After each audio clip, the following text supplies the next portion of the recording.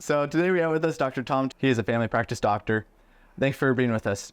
Good to be here. Perfect. So we just have a few questions for you. Okay. The first question we have for you is, can you tell us a little bit about your background and what led you to specialize? Family practice is a specialty. It used to, back in the old days, just be called general practice. But in about 1974, 75, it became a specialty. And so it now 3 years residency, and you take specialty boards just like all the other specialists do.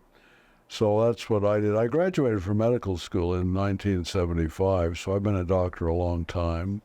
I've been here in St. George for for 45 years. So I think I'm the oldest practicing doctor that's still actually actively practicing in St. George. That's so awesome. I don't know if that's a good record or a bad record. And what inspired you to get into this practice in the first place? In family practice, well, I grew up here in St. George, actually, and so the only doctors I knew were general practice for family doctors, so they were kind of my role models. And so when I decided to go into medicine, I figured, well, I want to be a real doctor, and that's a family doctor. That's kind of a quick summary of it, but I like working with people, and I like doing lots of different things, and it was, and then I wanted to come back to my old hometown, and at that time, when I first came back here in the 70s, and we didn't really have any specialists yet, so I've been here ever since then. That's awesome. And how did you find Applegate? Well, they kind of found me, actually. Well, I'd worked with Applegate and other hospices as well, but Applegate has always been one of my favorite for years. And I never thought I'd really ever want to work at a hospice, but my son, who works with me now in the office, Dr. Colby Callahan, and we are co-medical directors here in St. George, and he wanted to do it, but he didn't want to do it alone. And so he talked me into doing it. First I was reluctant, but I said, I'm getting old, I can probably handle it now. And I found that it's really quite enjoyable. I mean, it's, as a doctor, you kind of think, well, I don't always want to just work with patients that are dying. But I found that it's a very rewarding area, actually, more than I thought it would be. And what is it that you find so rewarding about it? Well, we're really helping people.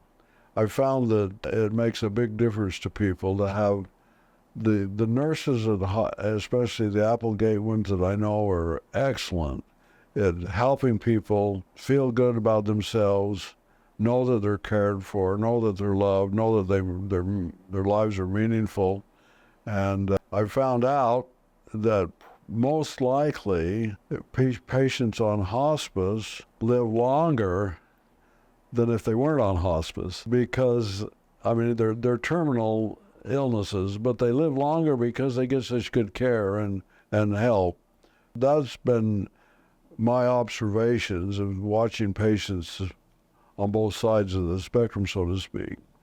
And so that was kind of it's an interesting thing to me, that they take good care of their patients, and because of that, they probably live longer than they would if they weren't on hospice. Well, the last question we have with you is what do you feel like sets Applegate apart from all the other hospice care providers around? Well, I'm sure that they're all good, but I particularly like hospice because the nurses they're dedicated, they're long-term, they know their patients, and I can see their concern that they have, and they're easy to work with. The nurses are easy to work with.